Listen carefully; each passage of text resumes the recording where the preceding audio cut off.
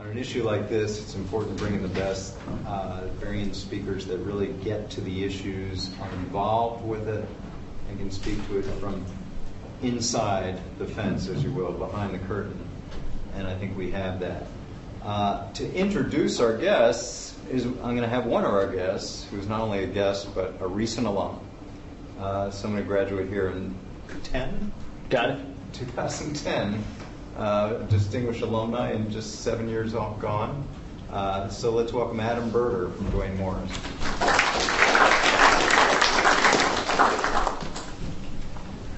Well, thank you. Pleasure to be here. Pleasure to be back. So I just want to introduce the panel. First to my left is George Rover. George is currently a gaming consultant, but spent the past couple decades before that as at the Division of Gaming Enforcement in New Jersey, one of the top regulators and one of the most renowned speakers on gaming topics in the country right now. And then to my right is Chris Soriano, partner at our firm, focuses practice on gaming law, and he's become our real in-house expert on sports betting, and he knows more about this case than anyone I know. So I think he'll give a little presentation to start with, take you through the history of the case, and then we'll have a little Q&A session. Please feel free to jump in, answer questions as they come up, and then we'll answer some questions to each other. Thank you. Chris? Let's welcome Chris. Thank you, everybody. And Adam, if I know more about this than anybody that you know the wrong people. Okay, all right, let's start there. Thank you, everybody. Just by way of introduction, we've been following this case, NCAA versus Christie, for a long time. There's been a push in New Jersey to try to get sports betting and to try to expand sports betting in casinos, really going back to the early 90s, which was then in a lull until about 2009 or 2010, when there was a real need seen by the state legislature to expand the gaming offerings in New Jersey and offer sports betting in New Jersey casinos. As we'll go through in a few minutes, there is, of course, a federal statute that prohibits the New Jersey legislature from authorizing sports betting in casinos as a matter of regulated practice. The elephant in the room, so to speak, is the fact that without knowing any of you, my guess is many, if not most of you, have bet on sports at some point in your lives, either through an NCAA pool or through a legal sports bet in Las Vegas, or through fantasy football, although we could have the debate for hours about whether that's a bet or not, and I'm sure that's one for another day. Many of you have done it, and some of you may have online sports betting accounts that you're using through offshore unregulated markets that are illegal under U.S. law. This is a multi-billion-dollar industry, and billions and billions and billions of dollars of U.S. money are going to offshore unregulated sports books or to bookmakers that are down the street from you, as they have been forever. This industry is not regulated. If you place a bet through an offshore sports book and the offshore sports book doesn't pay you, you have no recourse whatsoever. Or you're not going to go to the U.S. Attorney's Office and say, hey, look at me, I violated U.S. federal law, but please go after this offshore sports book and get me my money back. You have no recourse, you have no protections, you have nothing, and yet hundreds of billions of dollars a year of U.S. money is going in this direction, and none of it is going anywhere in the legal sports betting space in the United States except Nevada and a little bit of Delaware. So that's the backdrop against which we're looking at sports betting and against which sports betting is being studied. Just by way of how sports betting actually works in a casino, the casino actually makes very little of its revenue off of sports betting. Nevada casinos make somewhere between 1% and 2% of their total revenue from gaming off of sports betting. But it's the incremental revenue that is why sports betting is such a big prize. It's the fact that if you're going to the casino and placing a bet, you're probably going to stay there and have dinner or spend some time in the room. And if you look at why this is such a big deal for New Jersey, think about the times when sports betting is so popular. March Madness, NFL weekends. Those would probably be the biggest times where, well, have you been to a casino in New Jersey in March lately? It's not exactly very crowded. Atlantic City casinos make a lot of money in May, June, July, and August during the summer months. March, not so much. February during the Super Bowl, not so much. the business case for sports betting is if we can get people into the property in February, well, they'll stay, and the property can have a Super Bowl party while people are betting on the event, and they'll stay in the hotel, and the hotel will be full, and the restaurants will be full, and we'll have events, and we'll generate more tourism. So overall, although the amount of money that the house makes off of sports betting is very small, the amount of revenue for the industry as a whole is substantially large, which is why there's been so much time and effort invested in trying to get this in New Jersey. So as I mentioned earlier, the statutory backdrop here is a federal statute called the Professional and Amateur Sports Protection Act, or PASPA. And we call it a most unusual law with most unusual effects because, as I'll get into in a moment, it's probably the only federal statute, although I admit I haven't read the entire United States Code, it's probably the only federal statute that operates the way this one does, which is rather unusual. So let's look at the words and what it actually prohibits. Okay. First important point, it applies to a government entity. Does not regulate the conduct of individuals. This is a statute that applies to government entities. And what does it do? It prohibits them from sponsoring, operating, advertising, promoting, licensing, or authorizing by law. Okay, so now we're affecting the regulatory authority of a government entity, aka a state. And what does it prohibit? Authorizing a lottery, sweepstakes, or other betting, gambling, or wagering scheme. Legal gambling, casino gambling, is all a creature of statute. There would be no legal gambling in Pennsylvania. There would be no legal gambling in New Jersey unless the legislature, by statute, authorized a regulatory authority to implement regulations to license and govern the conduct of gambling.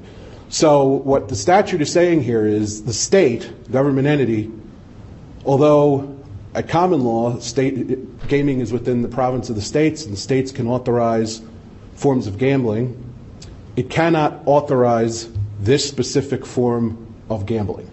Now, it leads to an interesting question, which is if Congress wanted to prohibit sports betting in the United States, could it? Anybody? This is open discussion. What's the thought? If Congress wanted to make sports betting a federal crime, could it? Probably could. I think it could under the commerce, under its commerce power. Congress could simply say sports betting is a federal crime. Congress could say sports betting is prohibited. In fact, there are statutes going back to the 1960s when RFK was going after the mafia that made the possession of gambling paraphernalia a crime, that made moving wagers across state lines a crime, all efforts to address the spread of illegal gambling run by organized crime at the time. So if Congress wanted to do that, it could have. Congress didn't. And you could ask 10 people to get 10 different reasons why, but I would suggest to you that the fact that this legislation had to get through the United States Senate, that Nevada was a powerful interest in the United States Senate then as it is now, and that Nevada was the only state to have sports betting at the time, would not, we would have a lot of problems getting a piece of legislation like this through when it would take an activity that had gone on in Las Vegas for something like 50 or 60 years and tomorrow make it a federal crime. So this rather creative statutory language was come up with here to address what Congress was trying to address. Of course, what does the PASPA not do? It doesn't prohibit sports betting. There was nothing in that statutory language that we just looked at that actually does anything to prohibit sports betting in and of its own right. PASPA also has some exceptions, which are interesting. You can see this is the statutory language. These are some rather convoluted words that only lawyers can love. But what this does is apply to states that offered a sports lottery. There were several states prior to the 1991 enactment of PASPA that offered sports games through their state lottery. Delaware, Montana, and Oregon being the three that had a parlay-type game offered through the state lottery that accepted wagers. So this grandfathers them in. The other language, pursuant to the law of that state, a sports betting scheme that was conducted pursuant to state law and authorized by state law, that's Nevada. So Nevada's good. There was an interesting statutory window put in place in an attempt to expand the grandfathering provision through some complicated language that allowed New Jersey 1 year from the enactment of PASPA to change the Casino Control Act and implement sports betting in its casinos. New Jersey did not take advantage of that, although it tried. And I think George and I have had this conversation, and this is another one of those things, if you ask 10 different people, you're going to get 10 different answers as to why. Everybody's got a story as to why. I think we'll leave it as probably politics. Politics played a large role in that, and we won't ascribe blame to anyone. When the legislature did not act, the legislature tried to act. When the legislature was not able to act, the Casino Association of New Jersey, which is the trade group that represents the New Jersey casinos, actually tried through the courts to get sports betting deemed to be a legal game under New Jersey law, so that this window would participate. Interestingly, interesting footnote. One of the prime movers in the Casino Association of New Jersey at the time, and one of the prime funders of it, was a guy by the name of Donald J. Trump, that some of you may have heard of. He was at the forefront of trying to get sports betting through the courts at the time, in an effort to allow New Jersey to take advantage of it, knowing that the PASPA window was closing, and New Jersey's one and only chance to get sports betting was probably going to end soon. So nothing happens in sports betting, for all intents and purposes, until about 2009. And this can be tracked with the expansion of the gaming industry. Remember that you only had Nevada and New Jersey as states with casino gaming until the early 90s, when you had the Indian tribes open in Connecticut.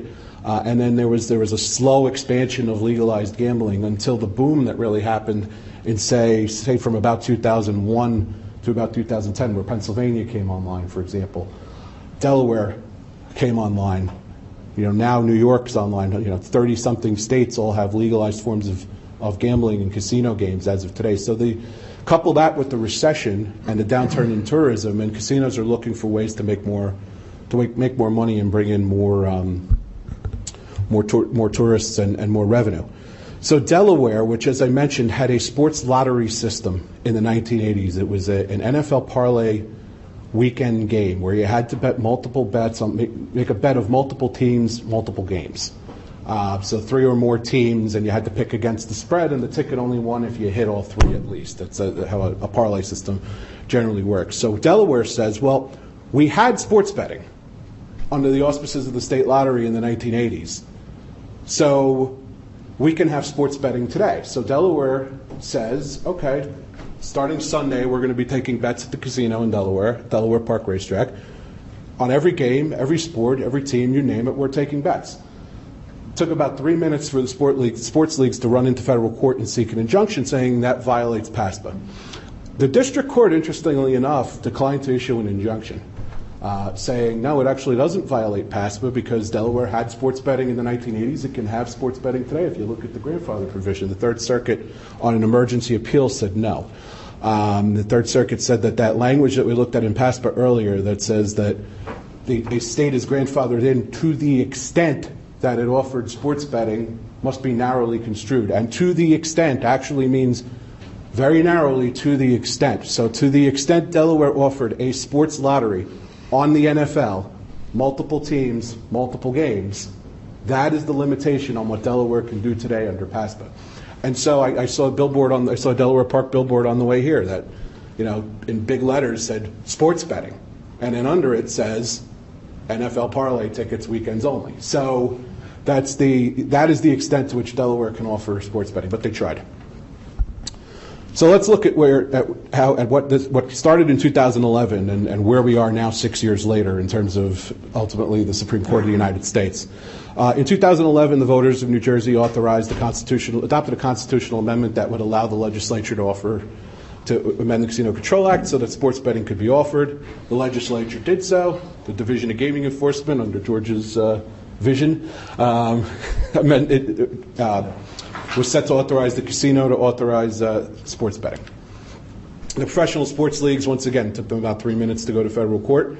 They sued, saying this violates PASPA. New Jersey knew that this violated PASPA. It obviously violates PASPA, which says you may not authorize sports betting by law. What did they do? They authorized sports betting by law. It's an obvious violation, but basically they're saying we're going to do this, come at us, and they did. The sports leagues came at them.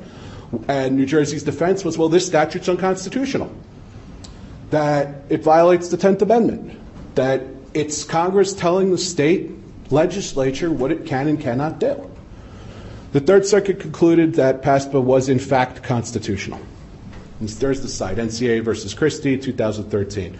This is the anti-commandeering principle of the 10th Amendment. It's not something that's been litigated very often. In fact, you've got two cases, really only two cases on point, and those are New York versus United States from 1992 and Prince versus United States from a couple of years later. Stand for the principle that Congress cannot force the state legislature to actually do something. That Congress can regulate an activity, but Congress cannot tell the state legislature what it can or cannot do. And you see the quote from New York versus United States is, Congress may not simply commandeer the legislative process by directly compelling them to enact and enforce a federal scheme. I'm going to quote a very short passage here from the state's brief to the Supreme Court in the current case, because I think it summarizes in about 40 words the entire gist of New Jersey's argument, which is, even where Congress has the authority under the Constitution to pass laws requiring or prohibiting certain acts, it lacks the power directly to compel the state to require or prohibit those acts or otherwise regulate state government's regulation of interstate commerce. And that goes back to separation of powers. It goes back to the 10th Amendment, which was a limitation on the power of Congress in the original Bill of Rights. And it's one of these state-federal balancing issues that constantly comes up. So the Third Circuit says this can't be anti-commandeering. This can't be commandeered because New Jersey is not actually being commandeered to do anything. It's hard to see how Congress can commandeer a state if it doesn't require the state to do anything at all. The court says New Jersey is not commandeered by PASPA because PASPA doesn't say, New Jersey, you must pass a law making sports betting illegal. All it says is you cannot authorize this. We're not forcing you to do anything, is what the leagues argued and what the court said. There's no constitutional infirmity here.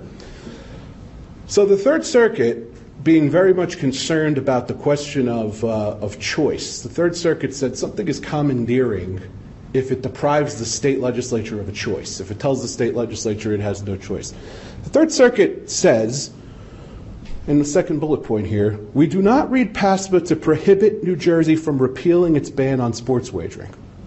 Okay, so New Jersey, you have a choice. Leave your ban on your criminal ban on sports wagering in place or repeal it. Because you have that choice, there's no 10th Amendment problem here. Congress isn't telling you have to do something. And both choices leave much room for the states to make their own policy. Okay. So what does New Jersey do? It repeals its ban on sports wagering, in part. There's the language enacted on October 17, 2014, saying New Jersey's, I bracketed out a lot, the criminal statutes are repealed to the extent they apply or may be construed to apply at a casino or racetrack in this state. Okay. Not a crime for a casino or a racetrack in this state to have sports betting take place. Okay? New Jersey says we're not authorizing anything by law. We're not doing one of those 6 things that PASPA says we can't do. All we're saying is it's not a crime for this to take place at a casino or a racetrack. It again takes the leagues about 3 minutes to go to court. And after this went through the district court in the Third Circuit and the Third Circuit on an en banc review, the court held that the partial repeal also violates PASPA. NCA versus Christie, you see the site. And the court, the Third Circuit, really has no choice here but to backpedal off of its earlier language that says that PASPA doesn't require the state to do anything and that states can repeal or not repeal. And they say, to the extent that in Christie 1, which was the earlier case, we took the position that a repeal cannot constitute an authorization, we reject that reasoning. So the Third Circuit had to back off its earlier holding that gave New Jersey the room. Otherwise, there was really no way to square the precedents. This is a quote from the en banc decision in NCA versus Christie, discussing the difference between a repeal and an authorization. Because remember, the state is saying we didn't authorize anything. We know PASPA says that we're not allowed to authorize anything. We didn't authorize. All we did was repeal a criminal prohibition. It does not amount to an authorization. The Third Circuit says, well, one can be the other very easily. And if you repeal a prohibition on something, you are in essence authorizing it, and authorizing is prohibited in PASPA. we go on here, and then, however, our determination that such a selective repeal of prohibitions amounts to authorization does not mean that the states are not afforded sufficient room to craft their own policies. Okay, what does that mean? So the court's only example was, for example, if New Jersey wanted to repeal its criminal law to the extent it prohibits friendly wagers among family members on sporting events, that would not be a problem under PASPA. Okay. I can assure you that the United States Attorney's Office in New Jersey is not investigating people who are betting $10 against each other on weekend games. So the court again says there's a policy option that works here. New Jersey's not barred from repeal. We're not going to tell you what repeal is okay, but we're going to tell you that this repeal was actually an authorization, but maybe some other one some other day is not. Okay. This was a 9-3 decision by the Third Circuit, and here's the dissent's view, which is you can see the language, which I won't read all of, but going back to, as they say here, bedrock principle of federalism, that Congress may not compel the states to require or prohibit certain activities, and the dissent calls that logic out. It says, you can't say PASPA affords the state some policy option here, but then every policy option the state comes up with, you say, no, that's an authorization, that's an authorization, that's an authorization. So New Jersey petitioned for cert in November of last year. It took a while for the matter to ultimately come up on the court's docket. The court called for the views of the Solicitor General. The United States, the government was not a party to the case, so the court wanted to get the Solicitor General's input before deciding whether to grant cert. The Solicitor General recommended that the court deny cert, which in most cases in which the Solicitor General makes a recommendation, the court follows that recommendation and will grant if the Solicitor General recommends a grant, or will deny if the Solicitor General recommends a denial. So over the Solicitor General's recommend to deny, the court granted cert at the end of June of 2017, and we heard last Friday that oral argument has been scheduled for December 4th. So we would expect a decision on this before the end of this term, probably no later than the end of June 2018, but perhaps earlier than that. So that's the world we're operating in terms of the potential for a nationwide expansion of sports betting right now. I will, with that backdrop, we'll have a little panel discussion at this point. Excellent. So, as Chris sort of set the framework very nicely, I want to talk to George a minute. If the Third Circuit gets overturned and sports betting in some form becomes legal, what's the next step? It seems like everything here, a lot of states are moving towards enacting legislation. They want to get going. They want to capitalize on this opportunity. But how do states actually do that from a former regulator's perspective? How will the regulators do that? And what's their plan for implementation? Yeah, listen, I don't think it's that complicated. Obviously, New Jersey's been waiting for this moment for a number of years. I think the federal courts, it's not a shining moment for them when you read these opinions. It really is convoluted reasoning, and again, whether you disagree or agree with their final conclusion, I just think it just wasn't one of their better moments when you try and reconcile the various opinions and the legal principles involved. Speaking about, I guess, the practicalities of implementation, it really isn't that complicated. It really goes down to a licensing issue on one part and an operations issue on the other. The licensing part is pretty standard. Who's going to be involved, and do they meet the suitability standards set forth in the jurisdiction? You figure out who's going to get licensed, what entities, what people. You do a background investigation and make sure that they don't have a sordid past. That's why Chris can't get licensed. But you got a good job at the law firm anyway. You'll be fine. I couldn't get licensed either. So I think the harder part is the operations piece. But again, I don't think it's that difficult. In New Jersey, for example, my guess is if this opinion came down and happened quickly, a number of the casinos would just bring in some folks from Las Vegas who are used to setting up a sports book. New Jersey would have to, most importantly, review the internal controls on how they're going to conduct sports betting. And I think that's really the critical element for those of you who don't know much about gaming law. Obviously, a lot of the rules and regulations of casinos are set forth in regulations, but it all can't be in there because the regulations would be 2 feet deep.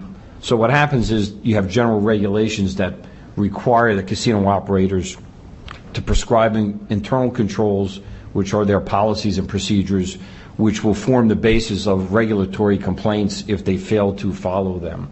And so what will happen is the casinos will immediately prepare internal controls, get them approved by the regulators, and approve the gaming system itself, whether it's the bricks and mortar. They want to make sure that the system can't be hacked, want to make sure it accurately reflects bets, want to make sure that it doesn't allow bets to come in after games start, all that good stuff that came up with FanDuel and DraftKings. At the same time, if it's the online piece, and it's not just bricks and mortar, there's a whole online procedure of testing, either by a private lab or in New Jersey they have their own experts that test it. It's already up and running for internet casino gaming. So they would simply submit their casino betting software and hardware to the regulators. It would be examined, probably in less than 30 days would be approved, and away you would go. So again, I think the logistics of setting up actually a physical room is going to take more time than actually having the regulators sign off on the computer system and the internal procedures.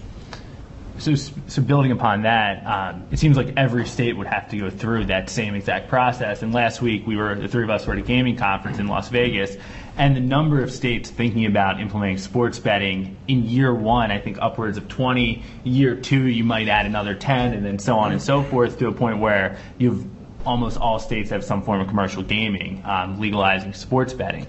Is it possible that each state, each jurisdiction will have their own regulations, their very unique regulatory schemes, and how may they vary from state to state in terms of regulating sports betting? Well, first of all, I think they'll probably need a consultant. I wonder who. No, I do think, we've seen a lot of variation in the regulatory models across the states, and so I do think they'll each go at it a little bit differently. Obviously, their statutes are different, their regulations are different, and they obviously have to follow their own law. But I think under the basic core principles of what the core mission is, I don't think there'll be a lot of differences in, they may have different betting hours when you can place your bets. They may have different betting odds and things of that nature when you can redeem a ticket. But I think on the core principles of how the bet is placed and how the bet is paid, I think they'll be pretty similar. Do you think states will work together? We have shown that we usually don't. And what I mean by that is we generally get along, the regulators, but we all generally can go our own way, and we generally have done that. I think in this case, I think there'll be a lot of collegiality and a lot of working together, but I think each state will do it a little different. Adam, you and Chris, the Supreme Court can do a lot of things here. So we're talking about sort of throughout the country, in this state and that state. Can they limit it to Jersey? Can they pick apart some legal angle that doesn't really legalize gambling? Yeah, there's a lot that the Supreme Court could do here.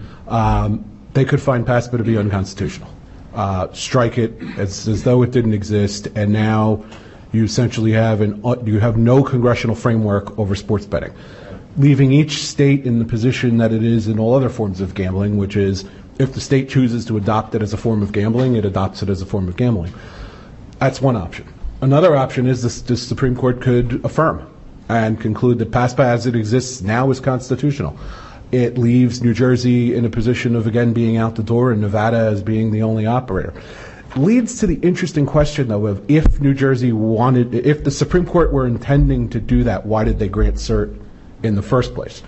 So another option is concluding that the partial repeal that New Jersey has engaged in passes muster under PASPA as a matter of statutory construction, not even getting to the constitutional question, and keeping with the canon of avoiding a constitutional decision if we can make one on a narrower ground.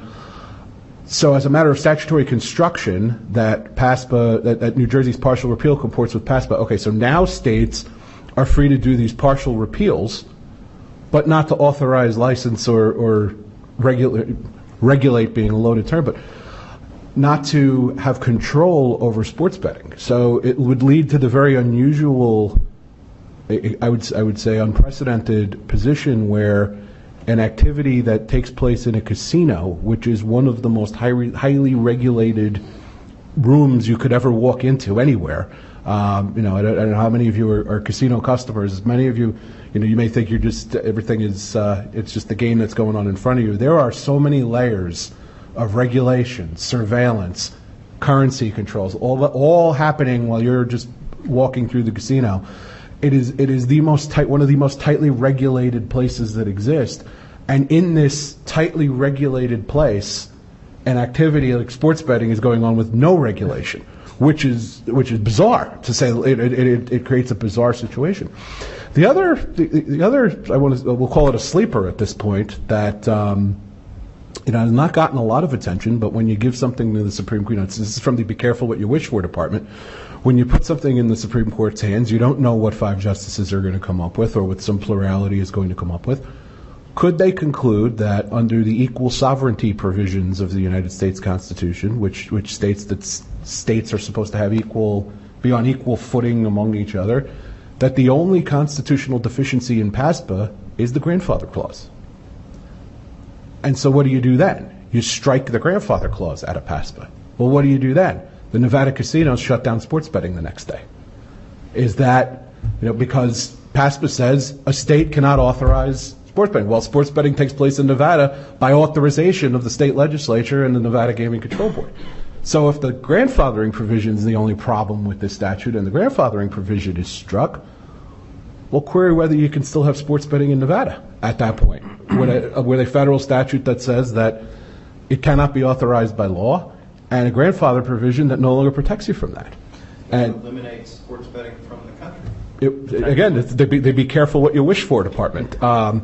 Is that question of the equal footing question, the equal sovereignty question, it's not issue one in the case. I mean, issue one is under the New York versus United States decision and Prince versus United States decision, does a federal statute that tells a state you can't authorize something pass muster under the 10th Amendment? Yeah, that's really the question. But it's one of those outlier possibilities that, you know, when, particularly if you end up with a 3-1-1-2 split with concurrences, and you know, and you look at the opinions as to what's the lowest common denominator, could it happen? Yeah. Is it a likely outcome? No. But I can't. Can any of us really predict what the Supreme Court's going to do in any given set of circumstances? I don't think so. And I think it's just important to point out that, as Chris mentioned, there's a lot of different ways this could go. You may not have a real firm decision coming out of it, but we also have to keep in mind that Congress could act. I realize in today's world, any action from Congress is unlikely for them to agree on anything. But if you have a decision, particularly one like Chris mentioned at the end, where if sports betting were to become completely illegal in states like Nevada, you can bet every casino in Nevada is going to be lobbying, on a federal level. The American Gaming Association will be lobbying. Potentially even the sports leagues who have now invested, I'm sure you've talked about in your class, have now invested in the Nevada market. They want sports betting there. They'll lobby for congressional action. And what congressional action will look like is, as anyone's guess, it might be to repeal PASPA in that sense, and then create a framework, a regulatory framework on a national level that works, which, in a lot of ways might be preferable. I know the American Gaming Association for a while was really lobbying hard for, a federal national response to this. It seems like that's sort of calmed down a little bit while this is pending before the Supreme Court, but I think you're going to hear a call for congressional action again. Probably either way the Supreme Court rules. Yeah, and I would just say that I think Chris really hits on the issue, which is, as all the students in this classroom know, generally the courts look for the most narrowest interpretation. Weighed against that is why would the court overrule the Solicitor General and take the case? And that's kind of where everyone is struggling with that contradiction. And, of course, no one knows where it's going to end up. Students quickly answer this. Why, when Chris says that within 3 minutes, the sports leagues went crazy and just filed suit, why? Anyone? Yeah. Was it because of the history of sports gambling leading to point shaving and game fixing? Yeah. It's an integrity issue. Sports leagues have to feel like they've got integrity, and gambling flies in the face of integrity. But, as I've been pointing out, it seems to be changing. Right, so now fantasy sports has been allowed. Team leagues are invested in fantasy sports, and then of course, 2 of the major 4 sports leagues have now placed teams in Las Vegas. And what's been so ironic is Roger Goodell praising the regulations in Vegas that he's opposing in New Jersey, Adam Silver writing an op-ed in the New York Times praising pulling gambling out in the open, but fighting it in this PASPA case. So I almost wonder, and you can comment on this, do the leagues win either way? Because if they lose, they win. If they win, if there's no gambling, that's what they wanted. If there's gambling, now they're going to make all this money from gambling. They figure out a framework. Yeah, I think obviously they would make a lot. If they win the case, then their status, they remain status quo, and we'll call a win that the Third Circuit decision's affirmed.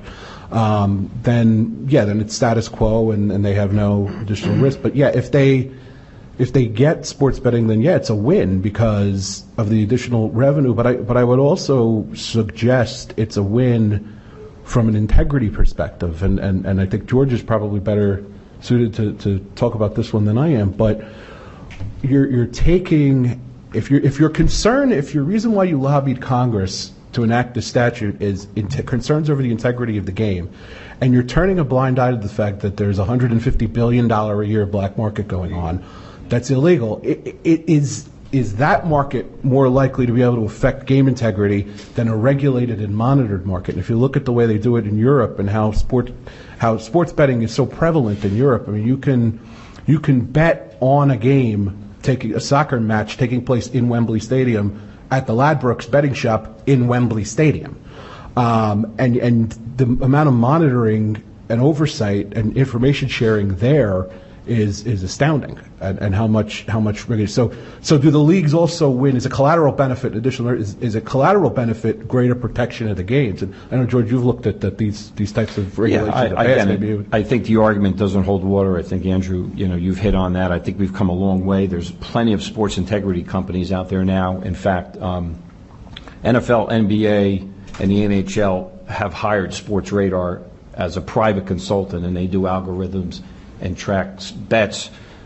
Genius Sports, and again, I have no affiliation to any of these companies, but Major League Baseball has contracted with that entity. In addition, they've invested in the fantasy leagues. They have the teams in Las Vegas. I mean, the argument just doesn't pass the smell test at all. I think a very sound argument can be made that if there's involvement either through a New Jersey State consortium of states or the federal government to set the lines and monitor the games, there will be as much integrity, if not more, than there is right now. And there's just no argument out there that gets around that. Yeah. Okay, go ahead. I was going to say just two points. Number one, I think, as we mentioned, Chris said at the outset, sports betting is prevalent in this country right now. It's just prevalent in a legal manner. So I think for leagues or anyone else to suggest that some form of legalized sports betting will have less integrity than what's going on now, I think is just a ridiculous proposition. And the other point is that when we're talking about sports betting in the United States involving the professional sports leagues, we're talking about extremely highly paid professional athletes. And if you look around the world where most of the integrity issues happen, most cheating happened in sports, actually in some of the lower level sports, like lower level tennis, where the athletes are more prone to, accepting a bribe or compromising their integrity. I just don't think in the world of U.S. professional sports, which is such a big established business, you're going to see a ton of integrity issues. Yeah, I've had a number of conversations with the folks in Europe who look at this and with the prevalence of sports betting there, and they'll tell you that because sports betting is so prevalent, there are many outlets that offer it throughout Europe. They're in competition with each other for bettors, and they are always try to undercut each other, offer better lines, etc. Yet they agreed at the outset, and they continue to agree, that they're going to share information with each other, and they share through these consortiums where, Ladbrokes will tell you with Paddy Power, and Paddy Power, they'll share who's betting what and what are the patterns looking like and what is it in reaction to, and is there a huge bet being placed on one side with one outlet and a contra bet being placed on the other side, which leads you to some suspicion. Are the patterns strange? Did one large bet come in from someone who's never placed a bet before at a customer who we're just meeting, and the person's betting $1 million on something? That raises eyebrows. and they pull all this information into these massive databases that they then run algorithms on to look for these suspicious patterns. And if they see a suspicious pattern, or if more precisely, if the computer sees a suspicious pattern, it's going to shut down wagering on the event like that and notify the governing body of the sport. So if they see an odd bet come in on a FIFA match or an English Premier League match, they will shut the bet down and they'll notify FIFA or the English Premier League that, hey, just wanted to let you know, we saw suspicious betting patterns on, is this player going to score a goal in the first, on the no, on is this player going to score a goal in the first half? And it was not consistent with the normal, based on our history of data, it wasn't consistent with the normal ebbs and flows in betting, and we think you guys might want to take a look at this. And they will. And this all happens in seconds behind the scenes. So the level of, the level of regulation in Europe on this is really a model for the kind of things that I think that we could do in the U.S. on this. And again, I think the other part to this too is, Chris and I were talking about this ahead of time, in our myopic world we're looking at as a sports betting case. This really is a 10th Amendment case. And we lose sight of that being in the gaming part of it. It's all about the 10th Amendment, the precedent it's going to set on the 10th Amendment going forward. And I think when Chris talks about there could be, a fractured opinion one way or another, it's all going to reflect where they want that 10th Amendment to go on cases that have nothing to do with sports betting. You're remiss not to ask, we talk about the sports leagues, but what about NCAA? Could they carve out protections for amateur athletes? I mean, that's always going to be an issue. Here we are on a college campus. I mean, the NCAA part of it is tricky. Yeah, it is. But from a constitutional law perspective, I'm not sure how you do it. Now, from a legislator, so say PASPA goes away, from a legislative perspective, could you deal with that in the future? Yes. I'm not thinking of a way where you could cut this on constitutional lines to say that it's unconstitutional with respect to professional sports, but constitutional with respect to amateur sports. I think it's an all or nothing in terms of sports betting. But then, that does lead to the question of, is it good to have a policy discussion about where does this go in the NCAA? And that, I think that policy discussion on a nationwide level is probably, the time for it was many years ago. It's relying on a statute that existed that was enacted in the early 90s that was before the prevalence of, the only way to bet on a sporting event in the early 90s was to go to the guy on the corner. I mean, this was before offshore sports books. This was before this multi-billion-dollar industry that was built offshore.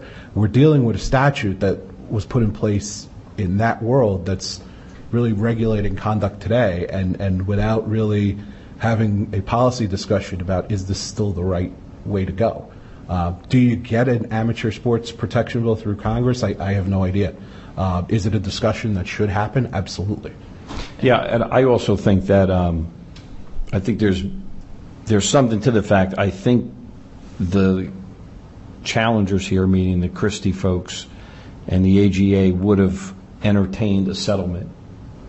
And I don't know for a fact, but I think there were discussions where, in essence, we'll leave college sports out. Just give us professional, and we'll do that deal. Settle the case, drop the case, and they wouldn't do it. Because again, it is a natural separation. I think Chris is right. Constitutionally, no, but from a practical standpoint, an optics standpoint, there is some sense to that. And I think from a business standpoint as well, for the companies that will operate sports betting, there might be a business decision made similar to FanDuel and DraftKings a few years ago. They essentially, while there was a lot of pressure on them to leave college fantasy sports, they did so pretty much voluntarily. So you may see a situation here where there's just a public sentiment not to be involved in college sports, and maybe some sports betting companies, or in some states in particular, where college sports are more prevalent, may decide that's not a smart business decision for them. Yeah, as an aside, the original New Jersey legislation that we talked about on a state level exempted a college game. it would not have permitted sports wagering on, George, correct me if I get this wrong, or this was You're right. a couple of No, you're right. wow. He must not be he must not be a regulator anymore, You're because right. for 15 years as a regulator he kept telling me I was wrong.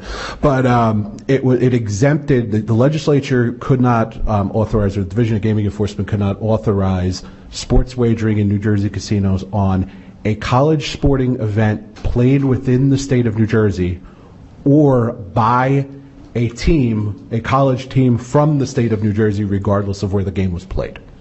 And that was the exclusion from what would have been permitted sports wagering in New Jersey. Now, the practical business problem with looking to limit wagering on college sports is the amount of action that they take in Nevada, particularly in March. Are the Nevada books going to be willing to give that up? I don't know. I don't know. That raises, the Nevada books will already be unhappy with the spread of sports betting outside of Nevada. It would be an obvious infringement on their revenue. And then if you're saying, well, you got to give up March Madness revenue also, I think it's, it becomes a very interesting business question at that point. And I think one of the underlying reasons for that also is so you wouldn't be able to bet on Rutgers football. So.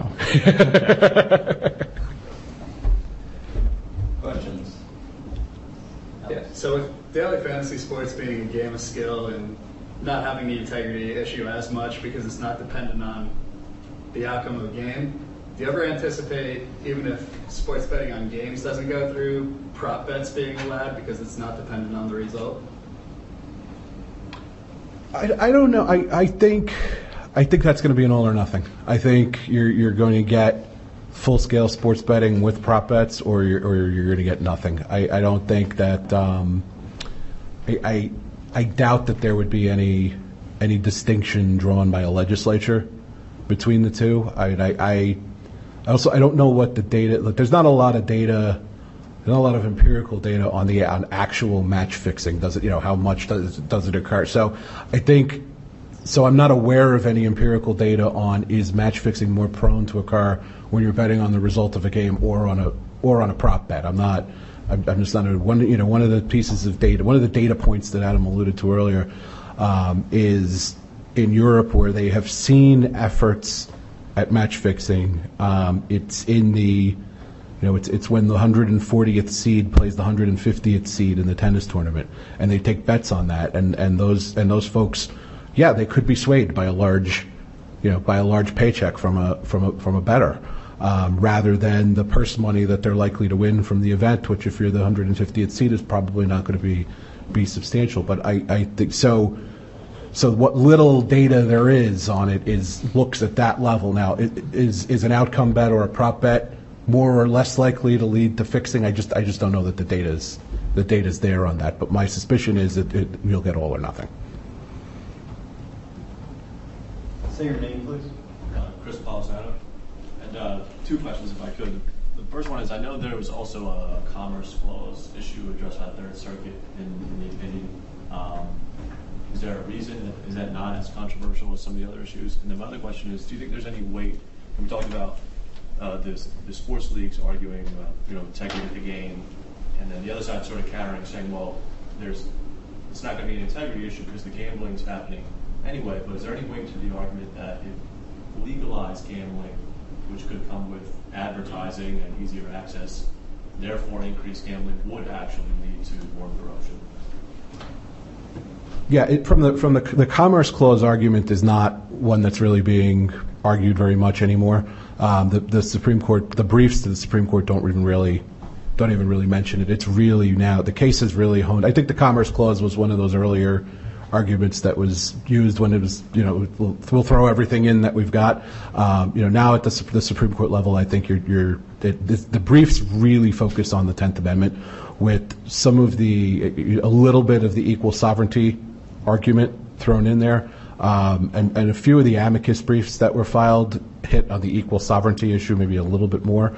But the question presented, if you go to the Supreme Court clerk's questions presented list, is the 10th Amendment question. So I think that it was clear that that's where the justices' minds are, is on that. In terms of in terms of does an increase in sports betting lead to the risk of greater, if I understood your question correctly, it's basically does legalization and expansion of sports betting create a field where, create a field where there could be more concerns? Was that? Yeah, well, I think the leagues are, what New Jersey is saying, well, legalization is not going to lead to any decreased integrity of the game, because if there's going to be, there's already gambling going on now. So, I mean, if people are going to fix games, they're going to fix games. There's already gambling. But my question is, could the league say, well, there's going to be even more gambling based on legalization, because now there's going to be easier access, there's going to be advertisements, and so thus more gambling is more matchfixing. Yeah, I think they could say that. I don't know that that's I don't know that argument would sway too many people, because I think you're adding the pervasive regulation that is not in place now. Yet with this expansion and with this greater attention and all that stuff, you're adding all of this regulation that the regulators would bring, and all of this monitoring and all of these algorithms. And the possibility is certainly there. But what I think the net effect is going to be to bring in players to wager on sporting events who do not do so now because they don't want to do so illegally or don't know how to do so illegally, and B, perhaps to bring some of the money that's going offshore back onshore.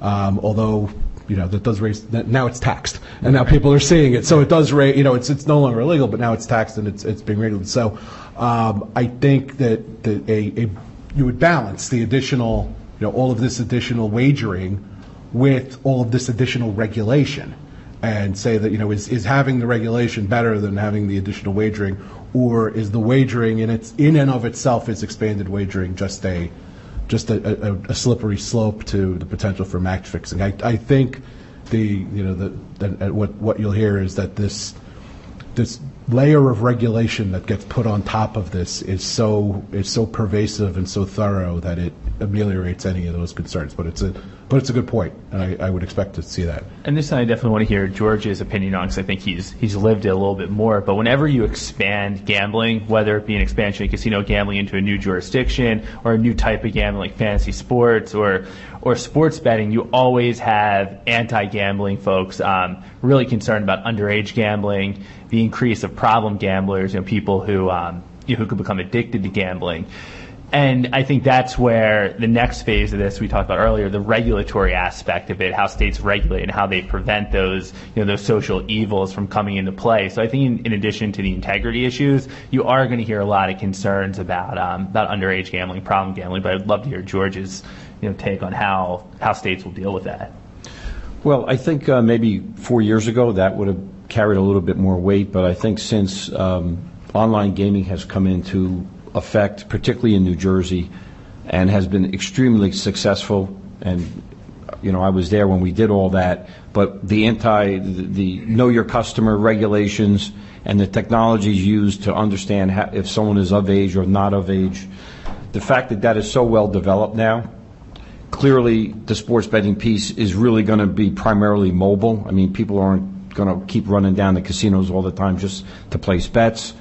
It's going to be mobile gaming, and I think it's a direct analogy to what's going on with online casino gaming now, and the statistics are in and the studies are in, and New Jersey and some of the other states, Nevada and Delaware, have demonstrated that they can clearly police underage gaming, source of funds, responsible gaming, and they can implement all of those procedures and policies, and they will be implemented, I'm sure, in every state law, because as you point out, those folks will be sitting there, the anti-sports betting folks will be sitting there waiting for the test case where some underage kid bet $5,000 on the Super Bowl and he's only 12 years old. Well, they tried to do that with casino gaming in New Jersey and kept sitting there in wait. We caught many underage gamblers, so we kind of proven, and I think the technology is out there that will not happen. But it is a big element, and a jurisdiction that has not been involved in online gaming better be ready to do it right. Yeah, I can speak to that because we had our fantasy sports symposium, which Adam was a part of 2 years ago, And unbeknownst to us, there were people outside the building handing out anti-gambling pamphlets. Basically, we had some picketers. So again, there's a lot of emotion about anti-gambling. And I guess my follow-up to that is these companies you mentioned, like Sports Radar and Genesis, would they be working with NFL, NBA to actually figure out if there's underage, if they have source of funds? That's what their role would be? No, their role really is just in betting patterns and match fixing, those companies. There are many other online gaming companies in the online gaming business that deal with KYC, which is know your customer, and deal with geolocation, where customers are, and how you open patron accounts, and where the money is coming from for your patron account. And so they're experts at that. But Sports Radar and Genius Sports, it's called, they're really limited to match fixing. Yes. I'm always up for a pro-federalism argument, but I have to say I don't see the anti-commandeering point here. So I just want to push back for a second. I could see if you had a broad anti-commandeering principle that Congress can't boss around the states where you get to your conclusion. But I don't think Princeton, New York say that. I think they say that Congress can't force the states to use the state's own resources to accomplish federal objectives. So you can't force the states to take title in radioactive waste. You can't force the state executive officials to conduct background checks for gun purchases. I don't see how this is forcing New Jersey to expend its resources for anything. And so again, I think that's the best reading of Princeton, New York. So I'm afraid you're going to lose, but I'd be happy to be wrong. Well, just to be clear, I'm studying the case. I'm not on a particular side, but that has essentially been the league's argument, and that was the Third Circuit's conclusion, was that it was exactly that Princeton, New York stood for the principle that the state was required to do something, and PASPA requires the state to do nothing. It requires them to spend no money. It requires them to just sit around for all intents and purposes. And how can that be an anti-commandeering problem? And that was the 9 of the 12 en banc justices in the Third Circuit, judges, my apologies, subscribed to that view. And the conventional wisdom among those in the area was that the Supreme Court was unlikely to touch this case, based on the fact that there really is only Prince and New York on point, and it's not a heavily litigated area. And so, and then the Solicitor General recommended a denial, saying exactly what you just said, which is that there's no commandeering problem here. And then the curveball came, and the Supreme Court granted cert, leading to the question of, well, why did they, are they trying to move the Prince and New York line somewhere else? It can't. I don't want to speculate as to what the Supreme Court's thinking. I gave up on that a long time ago after being wrong too many times. But it can't be, from just take this to a comment, it can't be that the 9 justices in D.C. are that concerned about whether New Jersey casinos can offer sports betting on a regulated or an unregulated or a not at all basis. That just doesn't seem like something the Supreme Court would really spend any time. So for them to take the case only to make a determination on a statutory construction question on this statute that's really not, doesn't get litigated a lot, it doesn't really touch anything, it seems like that's not something that would happen. So the thinking is a majority of the court looking to move the Prince and New York line somewhere else? Are they looking to clarify this? Are they looking to narrow it even further and say, don't come back to us with another anti-commandeering case? Anti-commandeering is dead for all intents. It's limited to the facts of Prince and New York for all intents and purposes. I don't know, but the fact that they granted cert leads to, well, maybe there's something else under the surface here. I think that's how we see it. Yeah, no, I think that's a great point, and I agree with everyone's reading of the case. And again, it either means the court is looking to push out the line on the commandeering, or those who believe in the dark horse equal sovereignty argument believe that the court, when you look at the facts of this case, it just makes you not comfortable, right, because of the special treatment given to certain states, and that kind of plays into the equal sovereignty argument, and that maybe they're going in that direction. couldn't you argue that that's actually the best case scenario for the future of sports, of betting being allowed nationwide, is that they actually strike down the grandfather clause? Because you have two elections that politicians are going to be ramping up. If the states that have sportsbook betting now lose it, Nevada, Delaware, what was the other one? Montana and Oregon would be allowed to have a form of lottery, but they don't. It's too small. What they did during the grandfathering period was so small that it's just not worth it for them. Gotcha. But if you could have it struck down, wouldn't theoretically that would create now 48 other states who could become willing partners with Nevada and Delaware to lobby Congress, and with all these elections that are going to be ramping up in 2018 and 2020, people, politicians trying to have their call for in case of getting primary and hard fights in the general elections, wouldn't that actually make it more likely that Congress would maybe enact something that would not overturn House, but replace it legislatively? Yeah, I mean, if the Nevada sports books were told tomorrow that they couldn't offer sports betting anymore, I don't think that they would just take that and walk away. I don't see them shutting down. No, they don't have Senator Reid anymore, though. Well, they don't. No, it's an excellent point, George. But and part of the protection that they got was for all these years was from Senator Reid. So without Senator Reid there, obviously the calculus is a little bit different. But it leads to, I think, what would be an interesting, an interesting political science / political psychology thought of, is. We know when they do these polls about do people like sports betting, do people engage in sports betting, is it interesting? I mean, if you watch some of the Sunday NFL shows, they talk about the lines. Has it become such a part of our psyche? And we know it happens in Vegas, and we know if we take a trip to Vegas, we're going to do it. And guilty as charged. Last week when I was there for the Global Gaming Expo, I took a couple of tickets home with me. It's that people do it. Is the knowledge that it's there and that I can go do it if I want to. And suddenly the Supreme Court says, no, you can't. Does that kind of change the thinking? And to say, you know what, we do need some sort of federal solution. We can't live in a world without sports betting anywhere. Does that be, I just don't want, someone says, there's a movement to say, I just don't want to live in that country where I can't do this at all. So it's an interesting take. I think whichever way the court goes, there's going to be a lot of immediate pressure for a legislative change of some type. If it's no PASPA, if PASPA's unconstitutional, there's no PASPA, then I think it's a movement toward, well, should we have a federal regulatory umbrella in place? And there's a bill that's been a couple of representatives from New Jersey actually introduced a bill that would set up minimum federal standards to govern sports betting. That if a state enacts the following minimum standards, age and know your customer verification, geolocation, source of funds, all of those things, then the state is deemed exempt from the prohibitions of PASPA. Does that become a reality at that point if there's no regulation at all? Do we say, okay, so some federal statute is the way to go?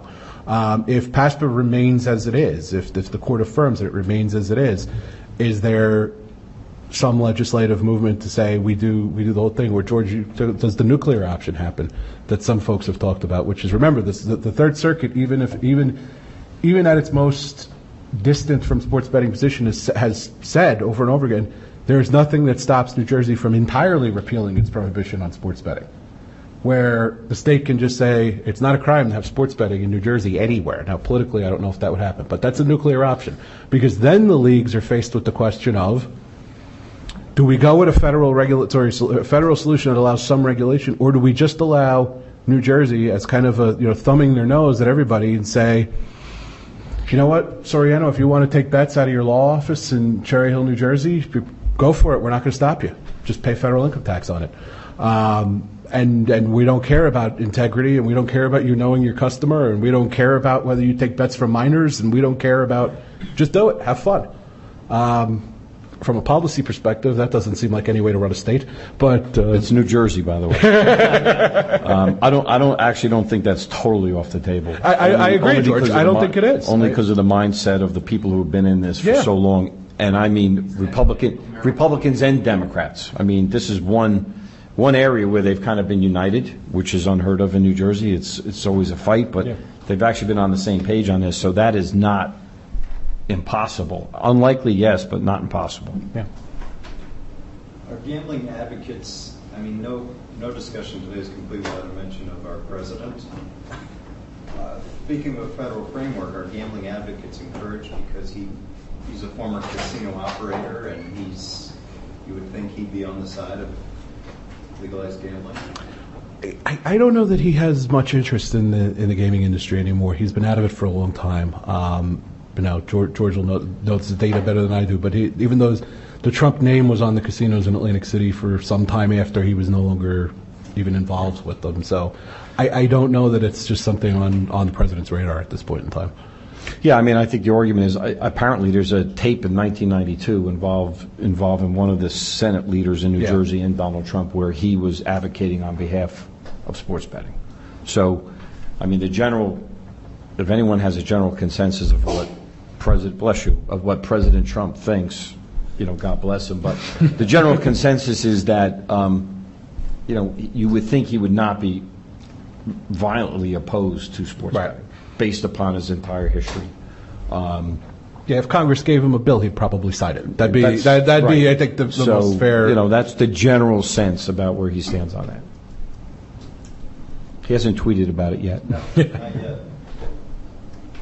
I would just not be as impressed as Professor Moorad is about this. Notwithstanding his doctrinal accuracy and his proper reading of the cases, I'm not sure that drives things right now. There's a mood in the country, about states' rights. I got a call last night from a survey saying, we just have one question for you. We're polling 2.3 million people. Is do you trust the federal government or do you trust the state government to protect you? Well, I immediately said, you can't answer that. And this guy started to call me. You can't do that. All you're asking is which bubble do I live in, But I would say we're living in, the bubble that's kind of, if the 9 on the Third Circuit didn't write a really stellar opinion, and there's 3 people who think that you can't keep moving the goalposts like this, there may be a chance. I mean, if there's only 2 cases, that's not very much law. It's time to make some more law there. But anyway, that's my... No, and I think that's the argument that the state has been pushing. And cert was denied after Christie won to the first Christie case. Yeah. Something changed, or potentially changed within the court. They granted cert, and as Chris mentioned, maybe there's a reason. Hopefully, we think there's probably a reason either way why that happened. Any final questions? Okay, let's give our panel a warm appreciation.